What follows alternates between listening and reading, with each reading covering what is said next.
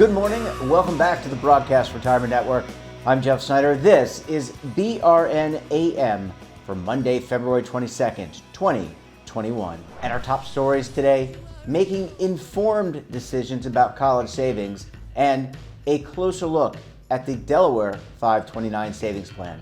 Joining me now to discuss this and more is the Honorable Colleen Davis. She is the Delaware State Treasurer. Colleen, Treasurer, great to see you. Thanks so much for joining us on the program this morning. You too. Thank you so much for having me. And today, last time when you came on, we talked about some of the issues that you were dealing with as treasurer. We talked about the pension plan, the defined contribution plan. Today, a little bit different topic, but a topic about saving, and that is 529 plans. So what? Tell us, what? I know you're part of a very prestigious board. You're part of the National Association of State Treasurers. What can you tell us about 529? Yeah, well, I'll start with the National Association of State Treasurers has a network called the College Savings Plans Network. And that's where we sort of bring together lots of different state officials who administer the 529 savings plans. And the nice thing about that is, it provides an opportunity to save for educational expenses in the future. And, I think one of the big things about some of the things that we're trying to do is, bottom line, save money for individuals, because we know that a quality education can take a major financial toll on families. Absolutely. And no doubt about it. Education creates opportunities, no matter whether it's college education, vocational school, something that post-secondary education, very important. What are some of the, you and your colleagues, fellow treasurers and others in the 529 space, what are some of the challenges in terms of getting people to attend college? Is it all about saving? Is it being fearful of college student loan debt? Well, I mean, that is definitely one big benefit is really that huge long-term debt, that kids can take on as they enter their beginning years of earning. And I think that ultimately education is really meant to empower folks, right? It's meant to sort of take you to the next level. And when it all comes down to the state, from my perspective, it actually helps to bolster the economy, to have folks making more money, achieving higher educational, status and higher income. So it's not only college education that 529s can be used for, but it's also apprenticeships and other vocational studies, as well as ongoing professional education that these funds can be utilized for. And we love to sort of talk to people about starting that savings early and continuing to contribute. And over time, you'll see it really adds up. Has there been maybe a lack of awareness by some folks around what these accounts are, what they can do, or has enrollment in these programs been quite favorable over the past period of time? Yeah, we have been really trying to advertise for these and do a significant amount of marketing. And you'll see that across every state that offers a 529 is we're really understanding the importance of saving. And so I don't think that it's necessarily that individuals don't know about it. I think that it's just like everything else. I have got to stop and dedicate some time and some effort into, just doing it. And so I think that's one barrier. I think the other thing that I'd love to see is some type of tax incentive. So, there is a tax incentive on the money that's earned after the deposit is made. And so that is wonderful for families. But a contribution tax benefit would be an additional really fantastic way to promote these plans. And not only the plans, but truly that long-term savings goal, because again, as we see the cost of education rising, we're seeing a lot of folks who are delaying those first typical things that you do as you enter adulthood. So first-time home buyers and just paying down college debt and things like that. All of those are delayed for a lot of individuals, especially as you see more and more of the burden placed on the individual benefiting from the education. Yeah, and this is something where it doesn't just have to be the parents who contribute, right? I mean, you can have grandparents, other members of families that contribute on behalf of a child. Yeah, absolutely. And I think that when we start to look at it from that perspective, there are a lot of individuals who would love to, I say this a lot around holiday time, we'd love to give kids a gift that is a little more meaningful than a toy that's going to last a year or potentially be the new fad for a short period of time and then kids kind of get over it. This is something that gives and gives for a lifetime. And I think it's a way to invest in someone's future and also say, I really and truly care about you. And if we can make a tax incentive for individuals to do that type of thing, it's sort of a gift that gives back to the giver, if you will. So, yeah. And hopefully would incentivize people to get a bit more creative about how they're making contributions. And in terms of the tax incentive, and it's very similar to a 401k or a health savings account, where if you make a contribution, that's tax deferred. Is that something that would have to be done at the local level, meaning in the state of Delaware, state of Illinois, or would that have to be at the federal level as well? I guess it would have to be both if you wanted both state and federal exemption.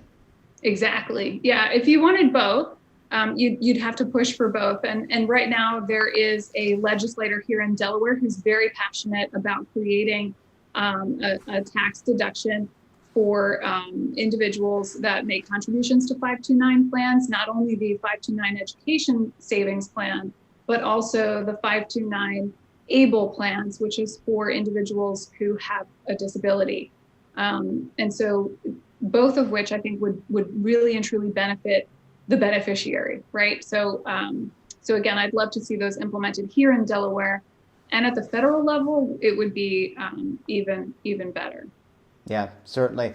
Well, Treasurer Davis, I'm going to take a quick commercial break. When we come back, we'll talk more about 529 and maybe a little bit about the state of Delaware's 529 college savings plan. You're going to want to stay tuned right here on BRN AM.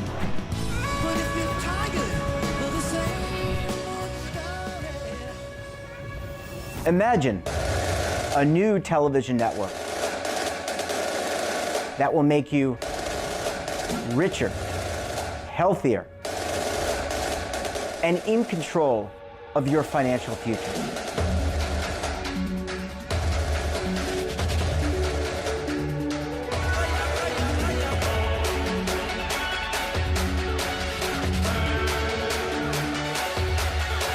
This network is for the policewoman in Nashville, Tennessee, the baker in Dubuque, Iowa, the teacher in Lexington, Kentucky. We want to make the idea of savings and retirement culturally relevant. But what do you see as a defining issue of the midterms, especially for the smaller businesses? I mean, they are the lifeblood of the American economy.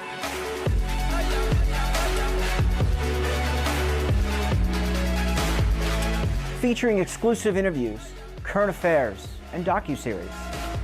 33 years old, you retired early. The philosophy is money only matters if it helps you live a life that you love. But you got to start thinking about retirement as soon as you get in.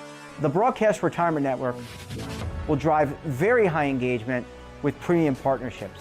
So this isn't retirement and savings for your parents or grandparents. This is for all Americans. And we're going to change the way you think about money.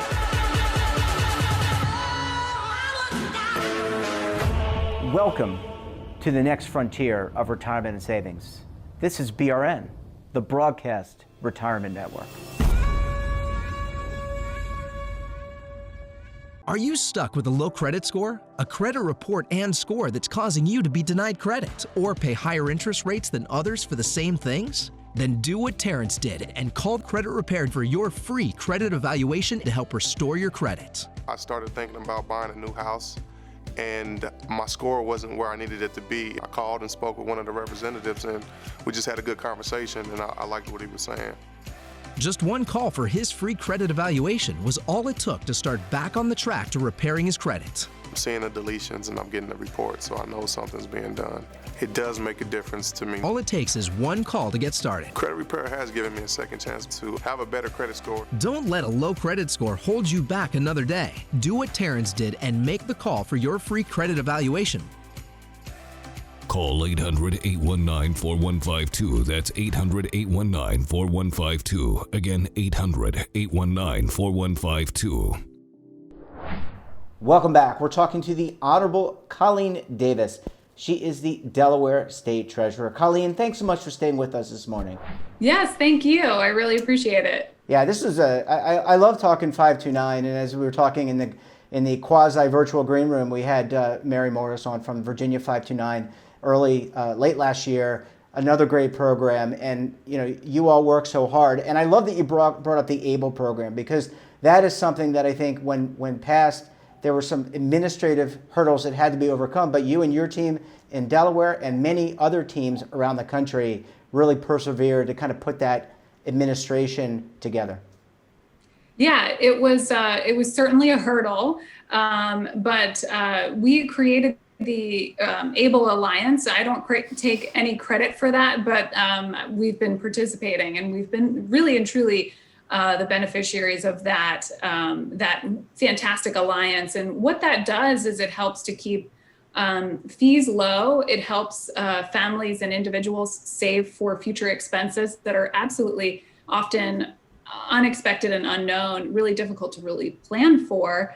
But it allows folks with disabilities to make serious contributions and savings without jeopardizing their benefits. And so it's been a real, a real empowering plan. And as being part of that consortium makes it so that you get the best bang for your buck, you get the best investments available, and really at the lowest rates possible. So it really has been a fantastic program, and we'd love to see it growing some more here in Delaware. Yeah, absolutely. Let's talk about the Delaware plan, because you're in Delaware. I'm not, but I'm from nearby neighboring Maryland, and of course love Delaware. Let's talk about the plan. And you mentioned the low cost investments. You get to select in a 529 plan. You correct me if I'm wrong, because I'm not a 529 expert by any means. But you get to select, like you would in your 401k, what investment vehicle you would like. So it's like a target date fund or some other option. Is that correct? Yes, we have several flexible options. Some of those funds are, you can sort of set it and forget it. So if it's based on a target date, that's essentially where you're going to be, investing at the age of 3 years old, maybe. And so your child's 3, you're putting some money in there, and you want to sort of just forget about it until they're about 17. And then you want to really start thinking about it, because all of a sudden they're going to college or an apprenticeship or trade school.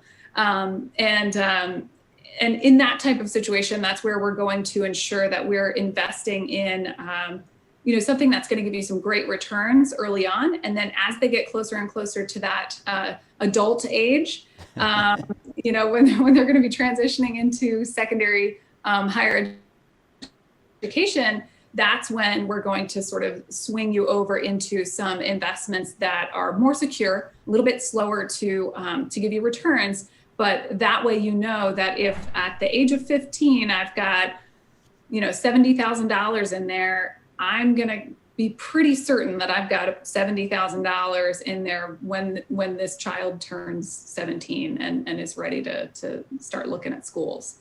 So, yeah. I'm sorry. Go ahead. Finish your comment.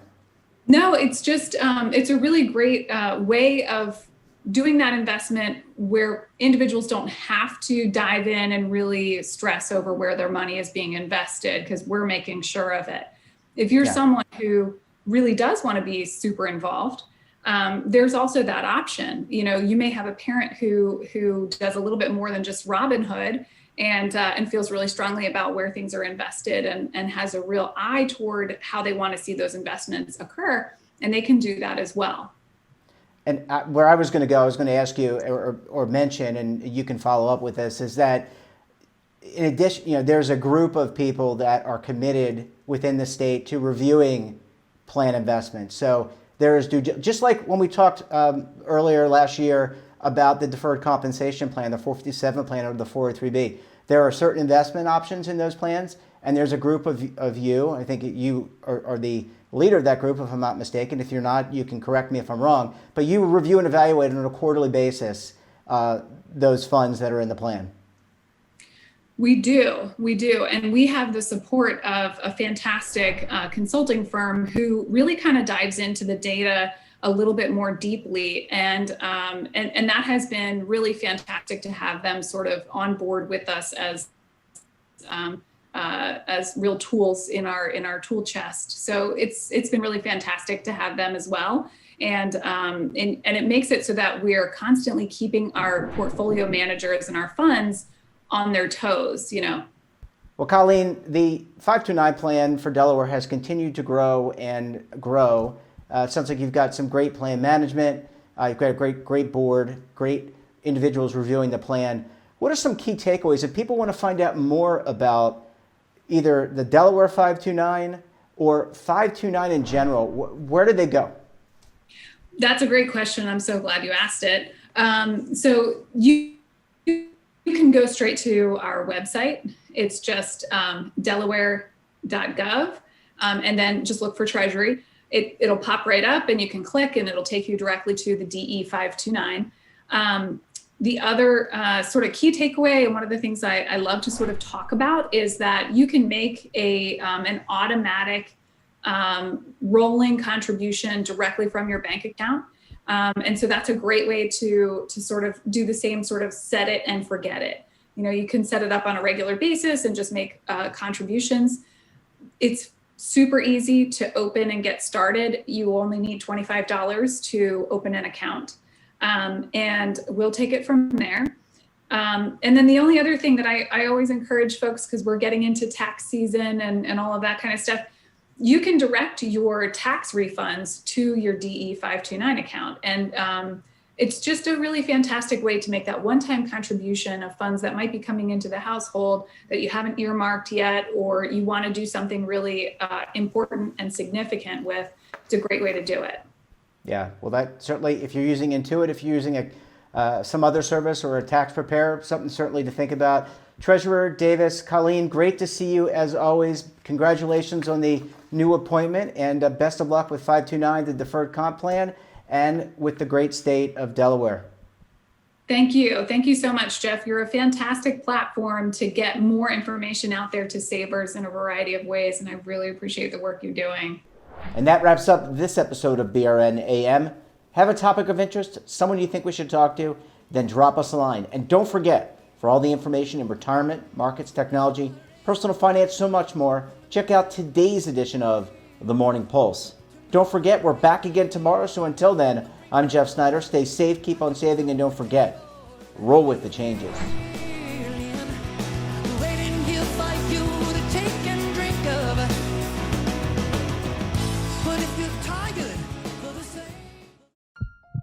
Are you being audited, and do you owe the IRS $10,000 or more in back taxes?